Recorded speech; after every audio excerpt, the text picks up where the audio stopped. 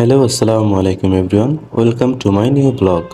So guys, আজকে আমি যাচ্ছি ঢাকার উদ্দেশ্যে আমার ব্যক্তিগত কাজের জন্য। তো আমার জন্য এটা বেশি স্পেশাল বিকজ আমার লাইফে আমি ফার্স্ট টাইম যাচ্ছি ঢাকাতে। সব কিছু আস্তে আস্তে গুছিয়ে নিলাম, দেন আমি রেডি হয়ে গেলাম। পাশে একটু পোস্ট মেরে নিলাম। হাঁটতেছি হাঁটতেছি, অনেক রৌদ্র বাহিরে।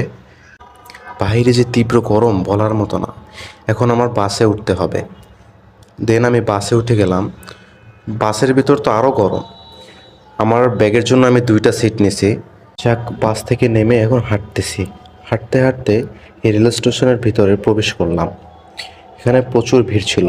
আমি চেয়েছিলাম একটু বসতে, বাট মানুষের ভিড়ে বসতে পারিনি। অনেক কোলাহল, অনেক গরম, গরম তীব্রতার মাঝে এখন যাচ্ছি হচ্ছে আমরা ট্রেনের উদ্দেশ্যে। ট্রেন খুঁজে বের করতে হবে। তো গাইজ, একটা সমস্যা হয়ে গেছিলো, ট্রেন খুঁজে পাচ্ছিলাম না।